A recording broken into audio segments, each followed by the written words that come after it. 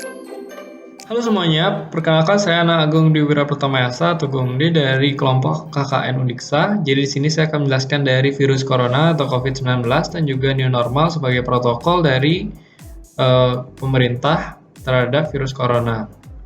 Nah, kenapa sih setiap masyarakat itu perlu mengetahui tentang COVID-19? Yang pertama karena pemerintah dan juga tenaga medis itu perlu pendekatan yang komprehensif. Jadi kita juga perlu dari orang sekitar, khususnya dari anggota keluarga yang juga teredukasi dari COVID-19 sehingga pendekatannya dapat menjadi komprehensif. Yang kedua adalah karena agar setiap anggota keluarga itu dapat terhindar dari ancaman virus corona saat beraktivitas, baik itu di luar rumah, sesuai dengan protokol kesehatan. Yang ketiga adalah menghilangkan dari persepsi ataupun isu hoax yang ada di masyarakat. Apa itu COVID-19 dan apa itu new normal? COVID-19 adalah suatu penyakit yang disebabkan oleh virus corona yang baru ditemukan dan sebelumnya tidak pernah teridentifikasi oleh manusia. Nah, coronavirus ini adalah suatu kelompok virus yang ditemukan pada hewan dan juga manusia. Nah, ini adalah pada bagian kanan ini adalah gambaran dari virus corona, di mana corona itu sendiri berasal dari kata crown, yang artinya mahkota. Karena dari bentuknya itu mirip seperti mahkota di bagian samping-sampingnya. Nah, apa sih gejala COVID-19? Itu mulai dari yang paling ringan seperti demam, batuk, pilek, sakit tenggorokan, letih dan juga lesu, hingga yang berat seperti pneumonia dan juga sesak nafas. Nah, bagaimana sih penularan COVID-19? Penularan dari COVID-19 itu melalui droplet atau percikan yang keluar saat kita batuk ataupun berbicara. Nah, droplet ini dapat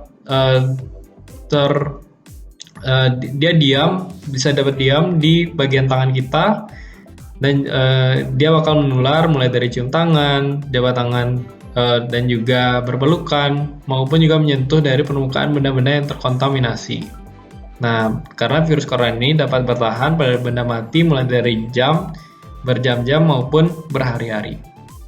Siapa sih yang paling berisiko terkena COVID-19? Yang pertama itulah orang-orang yang sering berpergian dan juga melakukan aktivitas di luar rumah seperti bekerja. Yang kedua adalah penyakit komorbid seperti diabetes, penyakit jantung seperti hipertensi. Yang ketiga adalah orang yang dengan imun lemah seperti HIV dan juga lupus. Yang keempat lansia atau orang tua. Yang kelima perokok. Dan yang keenam karena faktor dari stres yang dialami oleh orang. Nah, cara pencegahannya itu bisa mencuci tangan dengan sabun dan juga air mengalir selama 20 detik. Yang kedua adalah memakai masker. Yang ketiga menggunakan hand sanitizer berbasis alkohol. Yang keempat hindari kerumunan. Yang kelima adalah berkumpul di tempat-tempat umum. Dan yang keenam adalah memasak dan memanaskan makanan secara menyeluruh. Maksudnya dengan matang ya.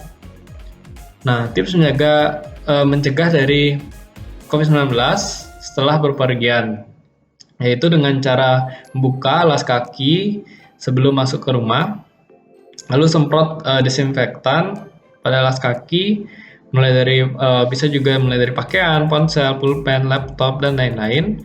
Buang sampah yang tidak diperlukan, cuci tangan menggunakan sabun 20 detik, lalu letakkan pakaian-pakaian yang kotor ataupun pakaian yang setelah tadi dilakukan kegiatan itu ke dalam tempat cucian dan juga mandi setelah bepergian dan sebelum berkumpul dengan keluarga.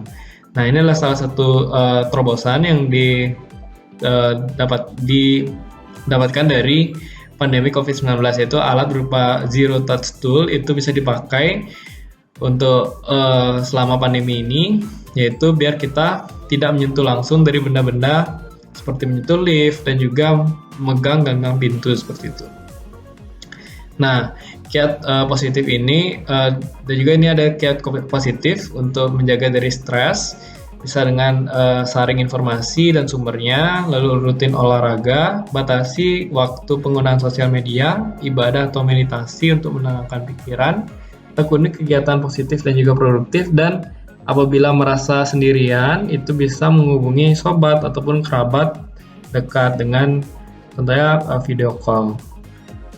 Nah, untuk menjaga dari daya tahan tubuh agar imun tidak lemah, itu bisa konsumsi pangan aman dan juga bergizi, minum air putih 8 gelas per hari, lalu olahraga rutin, tidur cukup 7-9 jam, lalu konsumsi suplemen dan juga cuci tangan dengan sabun dan air. Apa itu new normal? New normal atau adaptasi baru merupakan langkah yang diambil oleh pemerintah untuk menjaga setiap masyarakat agar tetap produktif atau misalnya bekerja dan juga beraktivitas di luar rumah dengan aman di tengah pandemi virus COVID-19.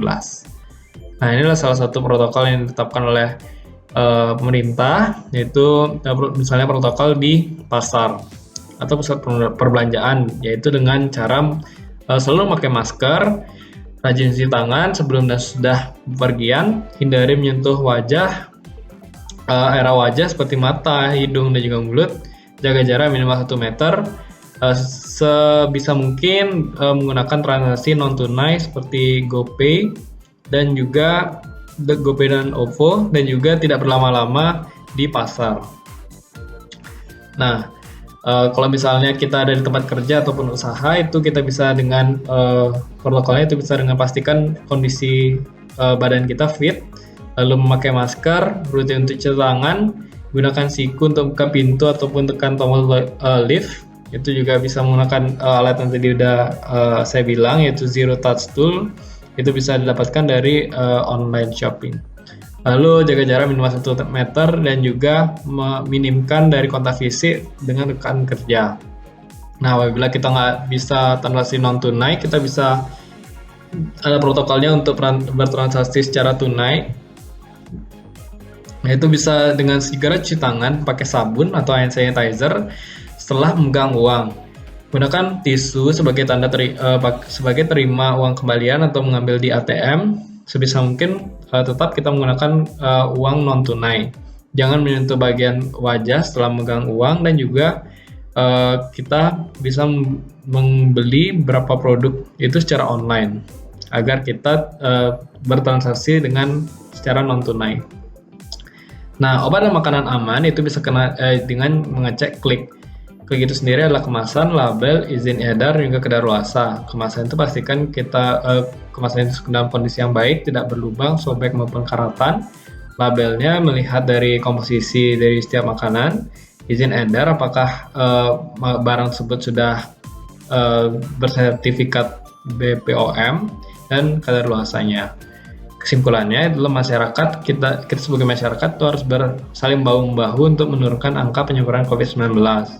Diperlukan edukasi mulai dari diri sendiri ke orang anggota keluarga agar terhindar dari ancaman COVID-19.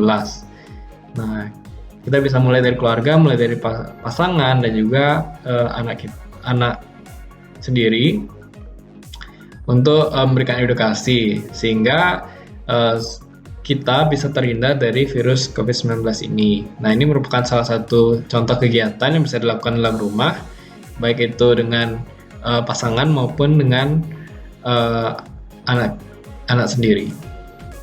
Baik, sekian dari presentasi saya. Terima kasih dan mohon maaf apabila ada salah kata.